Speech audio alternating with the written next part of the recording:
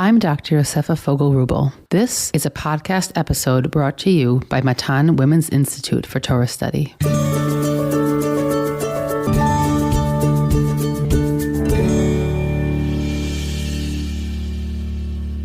In Parshat Mishpatim, we receive our first major collection of laws. The collection's opening addresses slavery, likely because it's a category close to the hearts of recently freed slaves.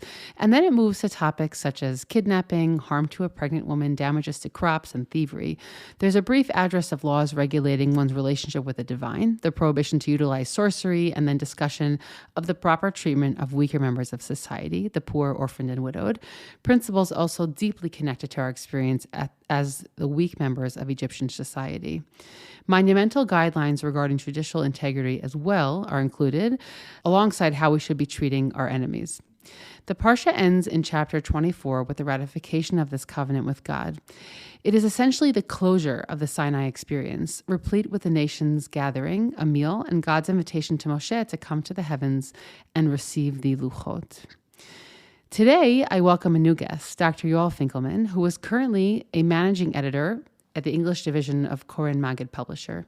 He previously served as a curator of the Chaim and Chana Solomon Judaica collection at the National Library of Israel. Yoel, it is a pleasure to have you on the podcast.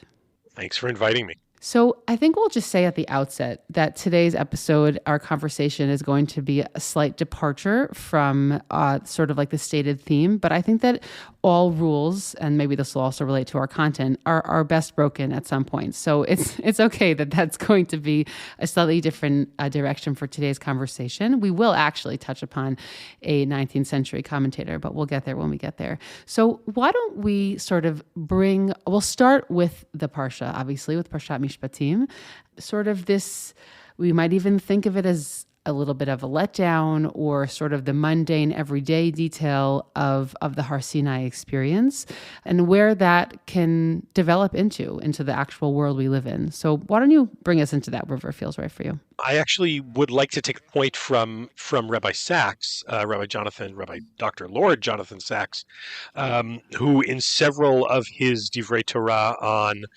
on Mishpatim points to a kind of anticlimax in the transition between Parshat Yitro and Parshat Mishpatim. Parshat Yitro begins or includes Ma'amad Har Sinai, the giving of the Torah at Sinai, this kind of static moment, world-transforming moment in history. The divine descends into the present with the Torah, this moment of grand revelation. And then we get to Parshat Mishpatim, and we're talking about the nitty-gritty of damages. We're talking about debts. We're talking about slave relations and economic relations. And it seems kind of anticlimactic. And Rabbi Sachs points out that a revelation, a kind of cosmic experience like Mount Sinai, which is, he says, Torah is a mode of sanctifying human life, and therefore it requires attention to the workaday realities of economic law, employer-employee relations, and the like. If God's instructions to the people do not translate into how society functions and how it deals with conflict and how it deals with economics and how it deals with the structure of government, then we have a problem.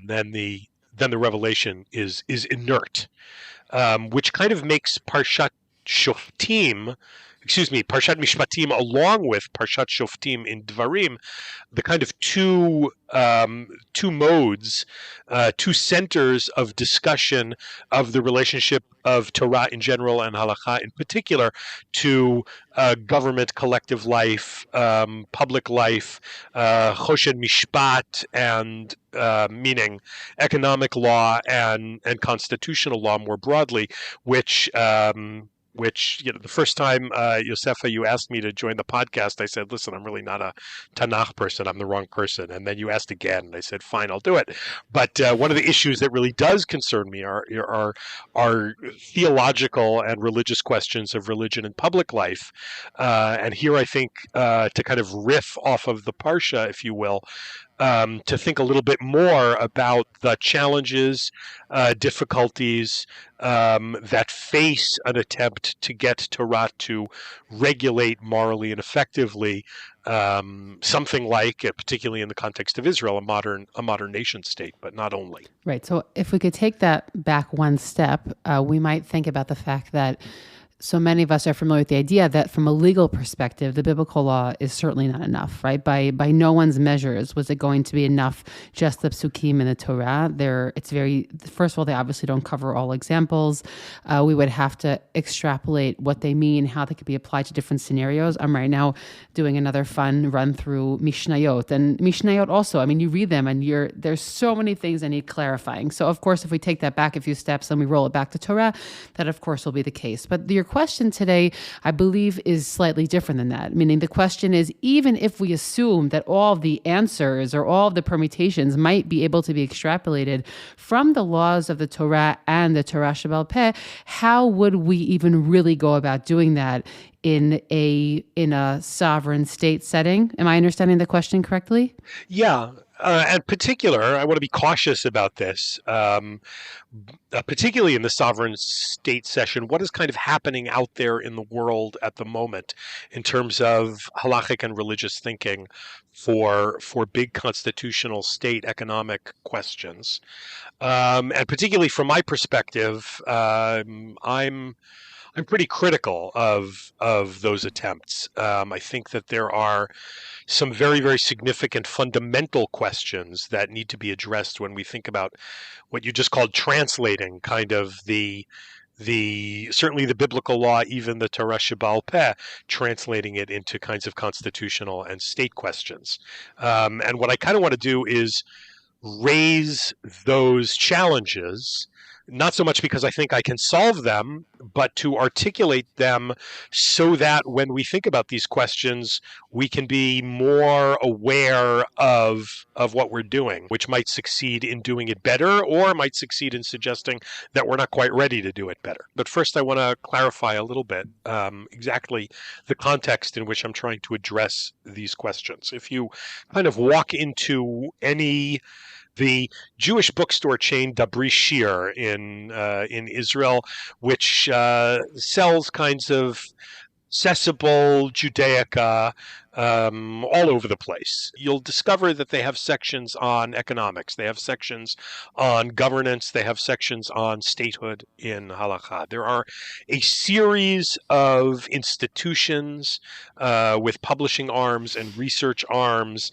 And I mention a handful not because I want to point these out particularly. I'm certainly not interested in just kind of exemplify the trend, which is putting front and center thinking about statehood and governance according to halakha, whether that's institutions like Machon Keter Kalkala Al Pi HaTorah, organizations like Machon HaTorah VeHaAretz, which deals largely with agriculture, but not only. An important book by a fellow named Ido Rechnitz called Medina Kahalakha, which deals with constitutional questions. All of these have background. They go back earlier to works like Rav Herzog, the first chief rabbi, not the first chief rabbi, but the chief rabbi, mid-century chief rabbi, who wrote a book called Chukah Yisrael, Constitution to Israel for Israel according to the halakha. There are institutions like Torat Lechima, which deals with military ethics according to Torah and halakha. And it's kind of, and again, I raise those as examples, not because they're not because I want to discuss the particular conclusions that they reach, but to think about it in a context of an enormous amount of resources that is being put into research and publication about the big picture questions, not the small picture questions like is this particular imported ingredient kosher? How do we deal with a product that was a damaged product that I bought? But the kind of macro issues of running an economic system.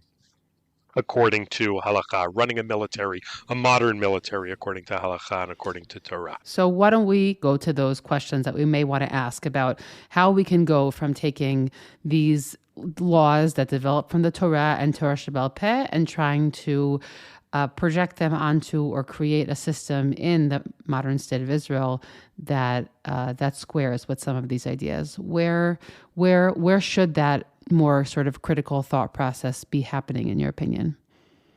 So I want to touch on 4 points.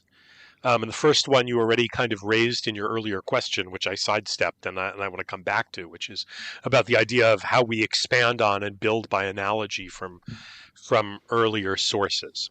And I kind of want to describe what I think often happens in halachic decision making, because the Gemara and the kind of classical language of Torah Sheba'al Peh is in cases, less in rules.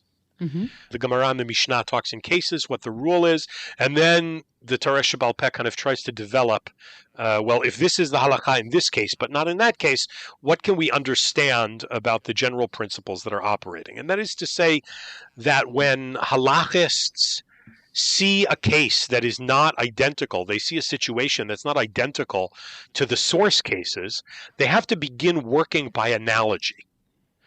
And sometimes, that can be pretty straightforward. I don't know, tomatoes, potatoes come into the old world from the new world, pardon the expression, from the Americas to Europe, and somebody's got to figure out what bracha you make on them. And by analogy, it's not that difficult. The analogy is pretty straightforward, and then you know what bracha to make on potatoes. Along comes a pineapple, and things get a little more complicated because botanically it's a little more complicated, and so you have to kind of work by analogy. But because Torah Sheba'al Peh has this tension in it between the human and the divine, it's Torah Sheba'al Peh. It's lo bashamayim hi, if you will. It's God did not leave the Torah Sheba'al Peh in heaven.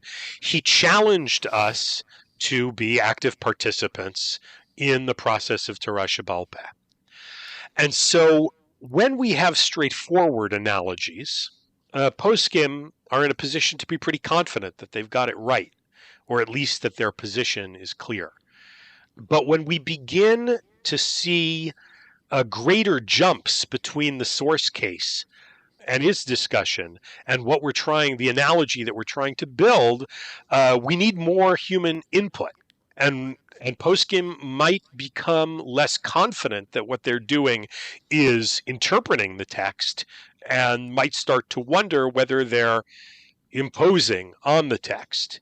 And so there's an enormous amount of halakhic literature dealing with cases of conflict, economic conflict between individuals related to this week's Parshat, Mishpatim, pretty directly. But then you get developments that begin to go beyond the typical debates or economic challenges between individuals or bodies, and we start seeing modern developments, let's say things like a corporation, right, which it's not the only halachic way to think about it, but one way to think about a corporation is kind of developed shutafut, a developed partnership, an ownership of joint ownership of the same piece of property. Well, the analogy between a shutafut, between 2 or 3 people who jointly own, let's say, a piece of land, and a multinational corporation that's sold on stock markets, the analogy becomes more stretched. And the work that has to be done to get between the classic halakhic source and the contemporary situation becomes bigger.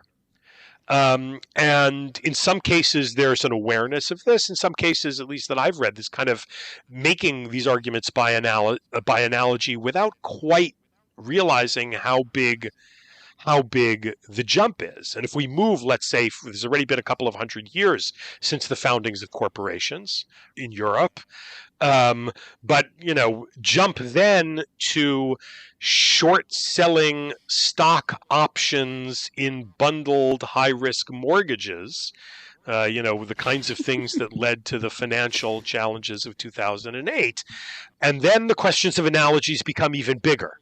And the bigger and bigger the analogy, the less confident the less it's easy for a posek to be confident that the analogy is a good one and really is drawing out of the sources rather than imposing itself on the sources. You're taking the case of economics, meaning all countries have laws that govern economics. And so the moment there's a parallel system that we could tap into, correct me if I'm wrong, but I believe that it will raise the uncertainty or the amount of questions or lack of confidence that we'll have in the Torah world. I'll just take an example from a world that I am involved in. Okay, I'm a Yotzat Halacha, and so I answer questions and studied in depth Hilchot Nida.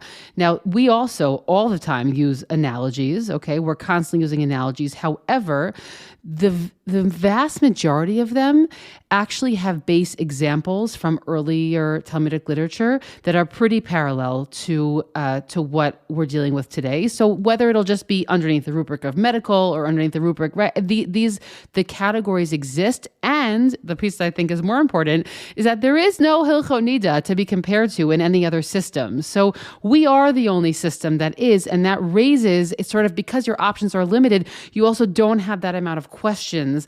There's many questions, and there's many poskim and many books and many things to read and analyze.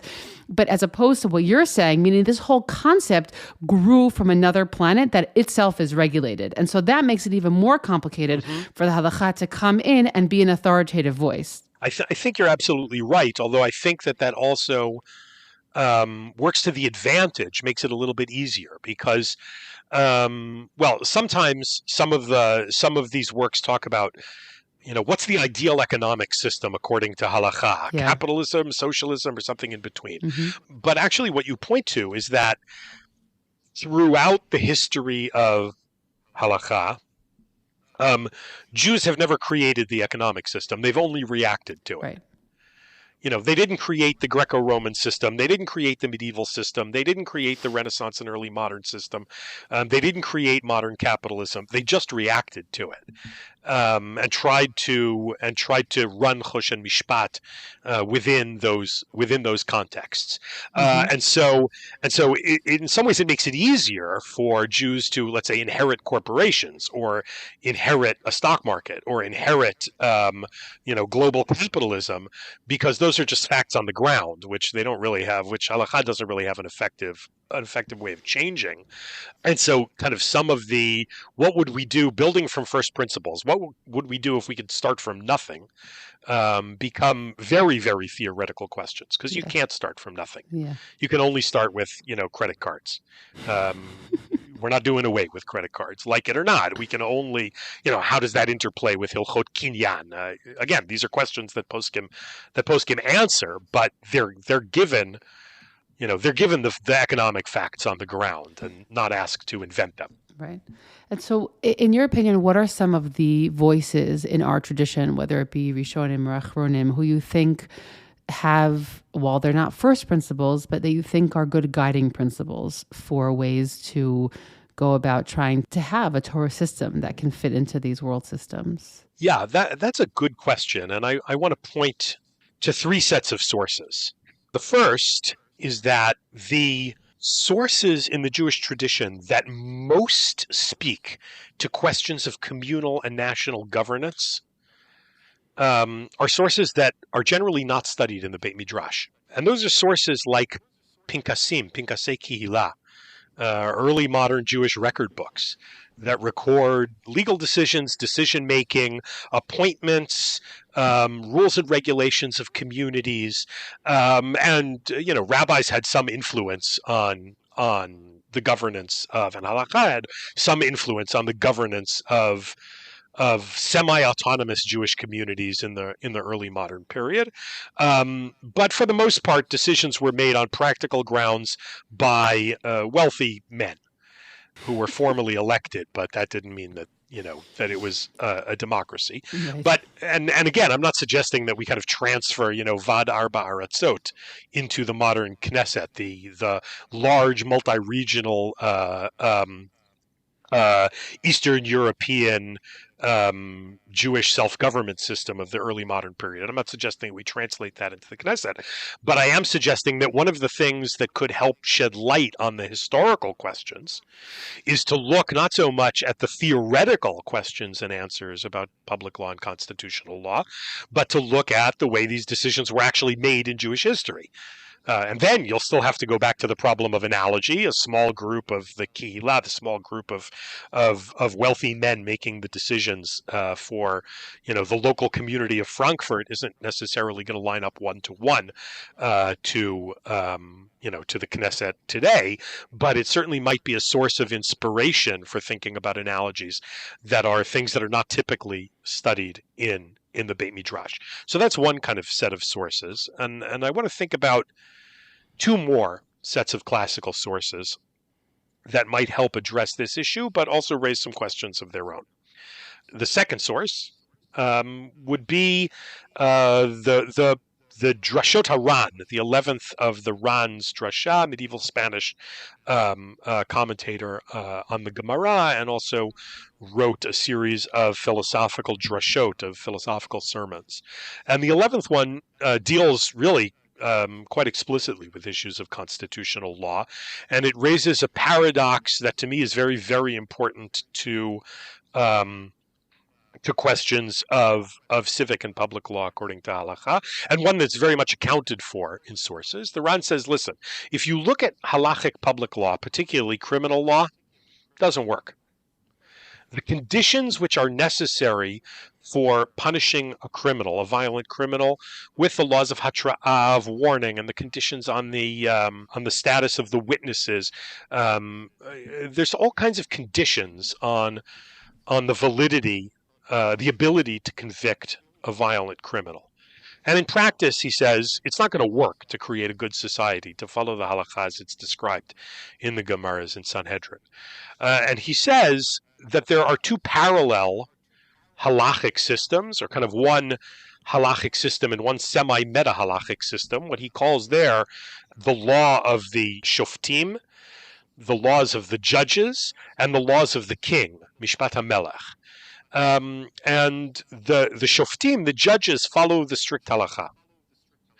And they do what the books say, and they do what the texts say. And if that doesn't work to create a good society, then the king steps in and does something else that does work, that violates or is different from the classical sources. And what he's doing is kind of stating explicitly something that's already present in the Gemara and Sanhedrin, and already not stated quite as clearly, but pretty clearly by the Rambam, which is that when halakhic public law doesn't work, there have to be institutional checks and balances. Workarounds. Yeah, kind of checks and balances. And the Ran's point, which is often again quoted, opens up thinking about halakhic public law opens up all kinds of possibilities, but also raises another one of these theoretical challenges that I want to raise. It opens up the possibility of saying, which again, appears in the discussion, plenty of the discussion about halakhic civil law, is that there is room for the Jewish representative government as a kind of modeled after the Ran's king, to build all kinds of rules and regulations to legislate in ways that are going to be effective.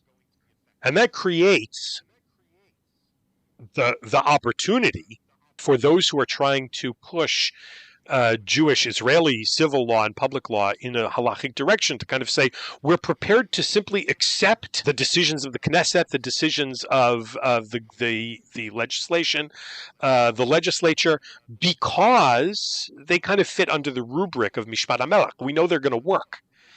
And so you can discuss theoretically how halakha might address all kinds of questions, but in practice, we're going to follow the legislation of the Knesset. Now, this is both an advantage. It makes it possible to build a halachic system where the analogies break down, but it also raises a challenge, which is if in crucial cases what you're going to say is let the Knesset do what it wants, or let some hypothetical constitutional system do what it wants, as Mishpat HaMelech, well then, mahu ilu chachamim b'takanatam. So he just one Maybe there's second. nothing wrong with Let what me we're break it doing down now. for the layperson in this situation. I'm including myself in that category. The Ran essentially threw out all of the halachic literature on a particular topic and said, let the Knesset, or we're trying to figure out how we can relate to the world today. Let this melech, quote unquote, whoever he or she is today, make these decisions. They're not making them based on halachic stipulations, right? This is an allowance to say, throw out the halachic topics we discussed and debated until now, and let's go with the din of the melech. In like the very, again, little nomenclature I'm familiar with from this world, I'm thinking of like dina de malchuta dina, meaning essentially the laws of the governing body. That is enough. We'll give that the Torah hashgacha, right? That's your kashrus symbol, and we're fine. But that's really, really unwieldy, because they could be making decisions based on values that are very different values than Torah values, meaning how's that kept in check? It's kind of an emergency escape hatch. Okay. Right? It's a way of saying, listen, we have this image. If we were going to start from nothing, we build a constitution based on Torah. Well, we already have this gigantic empty space, according to the Ran, where we're free to do whatever's going to work.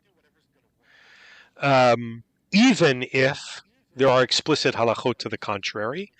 Again, it's a bit of a leap by analogy to move from the king to the Knesset, but there's all kinds of other areas to get to a very similar kind of escape hatch, if you will, and that is the history of takanot, the history of community regulations, which are also appear in things like Pinkasim, but not only, where we kind of say, listen, there are all kinds of especially economic issues where the halakha just lets the community decide whatever it wants.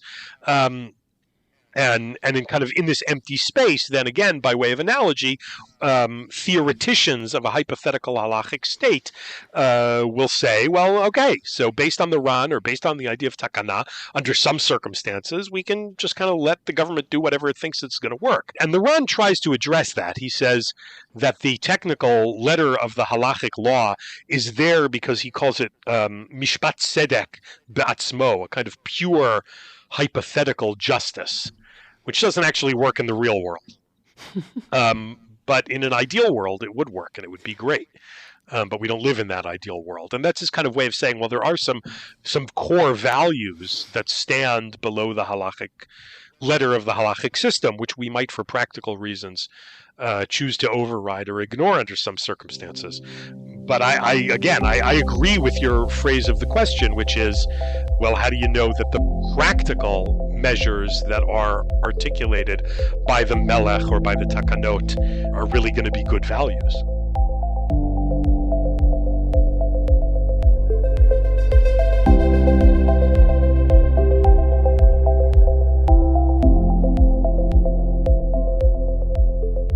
So earlier you had said that there were three sort of conceptions of how we can go about thinking of this. So I think we spoke about the first and the second. So what would, the first were Pinkasim, or sort of these like communal ledgers. The second was the Ran. And the third one is the Netziv, I believe. That's where we're going. The Netziv, on the command in Sefer Dvarim to appoint a king, says, or what seems like a command to appoint a king, says something really quite remarkable. He says, when it comes to constitutional law, there can't be a binding single system that the Torah commands. And that's because times change and people change and communities change. And he makes a more general point and he makes a more technical specific point. More generally, he says, you can't run a country unless the people are prepared to accept that kind of government. And some nations like monarchy, and some nations don't like monarchy. And if you try to impose a monarchy on a nation that's not interested, it's going to backfire. And that's true, he says, kind of all constitutional questions. And then he makes a more narrow technical point, which is all constitutional questions ultimately boil down to or include an element of pikuach nefesh, of potential loss of lives. And so the Netziv says there that whatever regulations you might put on a constitutional system, if that constitutional system isn't going to work, it's going to cost people lives, and then pikuach nefesh is going to overcome whatever mitzvah you might have had to appoint a constitution. It's an intriguing kind. I don't know if it's I don't know if it's convincing at the level of parshanut over there, but it raises a similar kind of paradox to the one that we talked about in the Ran, which is that all of a sudden what the halakha asks us to do is just whatever works, not to build by analogy out of older sources. And this is what the halakha demands when it comes to war, when it comes to regulating insider trading in the stock market. But rather, you really got to know when it comes to constitutional questions what's going to work and what's not going to work. And much of the question of what's going to work or not going to work just depends on what the people want. Okay, so two thoughts. First of all, that source of the Netziv, we actually brought up, I think it was already 2 years ago, in episode 72. So I'm just putting that on everybody's map. We brought it up in a whole episode where we spoke about the Netziv with Simi Peters. So I recommend looking back to that. But I also just want to say, and I remember from that conversation, that from an exegesis perspective, his comment here is actually phenomenal, because he's responding to the grammatical difficulty where it's unclear whether the grammar does not suggest whether this is a full commandment or it seems to be a possibility. There's also obviously a very diverse array of opinions about monarchy throughout the biblical texts, but also here, it's not clear whether God is saying you should or shouldn't have it. So he says, obviously basing it on his own political conclusions, well, it depends on what actually is going to work with the people, meaning the Torah is leaving open the possibilities because that's not necessarily a blanket system that's going to work. So it's actually a wonderful explanation from an exegesis perspective. I will just say my one question that comes up when you speak about the Netziv is the question of values. Because if I look at, let's say, the world today or a particular society today, and I say, okay, well, a lot of the values that are making their way into the public, and certainly into the civic conversation, but also into the government, are not necessarily ones that I really want informing government decisions. But these sources that say, well, essentially you can just go with whatever the ruach is of that time, is where are the Torah values then? How are we going to make sure that they make it somehow into the calculations? They're maybe not the overarching factor, but they're in there. Meaning, I don't really want, what people want right now in 2024, deciding to be the end all of the decisions of a lot of what's going on today, because I think that a lot of people have lost their way. I don't want that to be the tone of government decision making. That gets to the heart of some of these issues. Meaning just saying, well, what's going to work or what seems to be working in other places around the world? Well, maybe those places around the world, what qualifies as working? Is a functioning totalitarian, economically prosperous but totalitarian country. Is that what we would call working? Right. And how do we know? And I'd ask that question as well of some of the people working on halakhic, constitutional, and public law. Make explicit the values that stand. There's no way to interpret by analogy, by the earlier sources, without having some value system that's guiding your interpretation. And what about the institutions, as we sort of wind down our conversation, the institutions in Israel today that are quote unquote defined as religious institutions? That gets even messier, because we have an institution that theoretically is supposed to represent halakha, but all of us know that they definitely don't represent a broad range of halakha. They represent a certain slant of halakha, and who gets to regulate that? So that's also, and again, I want to be careful here not to raise theoretical questions, not practical questions. There are plenty of people who have spoken about the advantages and disadvantages of the current formal chief rabbinate, the situations in which halakha does have government power, state power to enforce halachot on people. But I want to address another question, which I'm going to kind of two friends of mine, the Chaim Seiman and Eli Fisher paradox, based on Chaim Seiman's very, very important book called Halakha, published jointly by the Tikva Fund and Princeton University Press, I think, a really masterful work of philosophy of halakha, and a bunch of writings online by Eli Fisher regarding the chief rabbinate, and both of them point to a kind of paradox that halakha up to the founding of the state has been pretty radically decentralized. That is to say, as Eli puts it, halachists had authority but little power. They earned their authority by the fact that they were appointed by the community, that people respected them, that they were wise. Certainly, there was no shortage of rabbinic politics in the past. I don't mean to suggest that, but they didn't have institutional power over that many constitutional questions. And there were certainly circumstances under which people could choose a beit din on the basis of what they wanted, or choose a rabbi on the basis of what they wanted. What Chaim Waxman has called the sociology of psak. People go to who they want to go to, and that's a sociological question, not only a halakhic question. And so what happens when I take this system that's been highly decentralized, that has had authority with no power, or little power, and I give it power? All of a sudden, halakha has to fit in with a bureaucratic system. All of a sudden, we get things like appellate courts in halakha, like the possibility of appealing a decision of a court, which is not something that the halakha was particularly common in halakha up to now. All of a sudden, we get the paradox of a situation in which a secular government, a secular state, formally secular, even if there are religious people there, are the constitutional grounds that are giving halakha its power. And then the halakha becomes answerable, paradoxically, to the human and institutionally secular constitution, or whatever it is that Israel's government is built on. So applying halakha to a state like Israel requires remaking halakha in the form of a contemporary bureaucracy, which is foreign to how it's been in the past. And that's not just a change in form. That's not a small change. That's a big change, because bureaucracies think very, very differently than individuals, even institutions. So are we changing the essence by fitting a halakhic system and institution with halakhic power into a bureaucratic governmental system of the 20th and 21st century? Chaim and Eli raised this question, and they say, well, on the surface, this is a pretty big challenge. And they don't necessarily suggest how to solve it, but I think, since I've put myself in the very easy position of being able to raise questions without having to answer them, I want to add that also to the list of questions that we ask explicitly when we think about halakhic public law.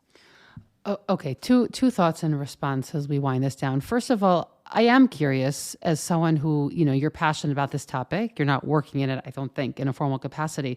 I am curious what you do think could what could be healthy early responses to some of these questions, because we can't really if we want to just maintain the secular nature of Israel and we don't have any aspirations for halacha to be at all involved in the government, that's obviously one answer to all these questions. Keep them separate. We don't want them together. They should, maybe you can have religious representation in the government, but we do not want to involve halacha in government. Power and authority shouldn't be combined. That's obviously one approach. But I'm curious if maybe that's what you espouse, or if you have another thought on that topic. And I'll just say, I don't know if you have any particular thoughts about this, but something that's coming to mind right now is, I have one friend in particular whose husband works in the rabbinate division of the IDF, and he's been working in, again, lo aleinu, but in identification of bodies, and that's like one of these really fascinating spaces where there is both a combination, like halakha, I believe, has deeply informed the state policy in those regards. Again, if you know more on this topic, correct me, because I don't know very much on the topic. And they're both, involving the most modern technology for identifying body parts or DNA, because unfortunately that's what we've been left with in a lot of cases now. So it's like this crazy combination of like rabbinics, the government, and the Antiquities Department of Israel. I don't know. I mean, maybe there have been moments in the past where this has come up, but there's something about the acuteness of it right now that sort of rings as somewhat related to the conversation we're having of, is it the state who's deciding who gets buried in that and that we call it an actual burial? Because it's the state who also lets people know if they could sit Shiva. And there's something really, really muddled about that whole thing. Okay, two massive questions. Take whatever you want from either of them. Yeah, two massive questions. The second one of which I'm going to start with and just b'tchilu rechimu, articulate my level of awe of the people who are working in the military rabbinate to apply halakha to new and creative circumstances under extraordinarily difficult conditions with an eye toward easing pain of people and bringing kvod hamet. Yeah. And if there's ever any example of a situation in which this works, theoretical questions aside, it's that one. Yeah. And I have nothing but awe and admiration for the people who are doing that kind of work. And thanks. And for the Kiddush Hashem that they're involved in creating. Going back to the first question, which is kind of, what would you like to do, right? Which is a topic for another 45-minute conversation. But I want to quote a passage from the Abarbanel. Abarbanel is well known as an opponent of the monarchy. Right. And he met a few that he didn't like, so it sort of made a bad experience. Yeah, he was not a big fan of monarchs, and when it comes to psukim and passages in the Torah that describe monarchy in positive terms, he likes to invert them. Again, just a 30-second interlude, just because I always like my listeners to know what we're alluding to here. Abarbanel was basically the monarchical treasurer for both the monarchy in Spain, and then he's kicked out later in Portugal. Later, he also has kicked out from there. And if you read his commentary on the Book of Melachim and other places where monarchy is mentioned, he has a lot to say. It's very negative, and he also doesn't hide his personal bias in those commentaries, which is also just really fun always as a commentator that you like. They're not hiding their personality in their commentary. So, okay, sorry. Go back to what you were going to say. Yeah. So you mentioned, when he in his comments, I believe on Sefer Shmuel in the Shmuel Perek, when the people want to appoint a king and God is opposed to it, he has a remarkable passage in which he says, in the days of the Melachim, in the days of the kings, it was chaotic because Isha Yashar Be'inav Ya'aseh. Everybody did whatever they wanted. And Abarbanel knows that the last pasuk in Sefer Shoftim, that the last pasuk in the book of Judges is Ein Melech B'Yisrael Isha Yashar Be'inav Ya'aseh. How terrible this period of the Judges was because there was no king and there was chaos and anarchy. That is to say that Abarbanel is telling you that that the psukim imply that monarchy is good, but I can tell you from experience that it's not. And he says that explicitly. He says, Aristotle has all of these conversations about the nature of politics and about the value of monarchy, and here's the theoretical reasons to be for monarchy. And then he says, but what good is Hekesh? What good is these logical syllogisms? Let's look at what's happening in the world. And he praises the semi-democratic city-states of Renaissance Italy by name. He talks about Venice as being this fantastic city, and he talks about Rome. Or Rome, he says the Caesar in Rome was terrible, but the semi-democratic city-states are wonderful. And he kind of makes it explicit that not only is he a pragmatist about politics, not only does he want to know what works, he's pragmatistic. He believes in pragmatism in principle. He wants to know what's going to work. And I think there's a very, very strong thread. We don't have the time now to get into all of the sources, but many of the Rishonim, many of the medieval commentators share that general sensibilities, even if they reach different conclusions. And I would say kind of my own take is I want what's going to make for a good, stable, fair, unified society, way more than I want to look at older sources, build out by analogy in the Beit Midrash what I think would be a good idea, and then just assume that that's what God wants. I want to know what works. And in practice, I would say even a step further that under current circumstances, I'm not imposing this on anybody, but I'm a fan of Mendelssohn about this issue. Religion with power is not good for religion and not good for government. I personally would prefer much more voluntary religion and much less political power. What Eli Fisher and Chaim Seiman had talked about as being authority without power. And that's my personal take. And wait, one more question though, regarding values that you feel are not just universal values, but Torah values. Are those values that you would want to see inculcated into government laws, or you are okay with them being sort of relegated to the religious life? I guess it would probably depend on how we're articulating those religious values. Okay. Fairness, kindness, justice, respect of private property. I think that these are values that you're going to find in Torah sources. And I'd like to see when we talk, when I think about what I think works, those are things that I'd like to see happen. In this, I am less appreciative, as you said early on, of the attempts to treat this more as a Beit Midrash problem than as a practical, pragmatic problem. Dr. Yoel Finkelman, thank you for coming on the podcast. Appreciated having you and hearing your voice and going off in a different direction today and giving us so much to think about. Really appreciate it. My absolute pleasure. Thank you.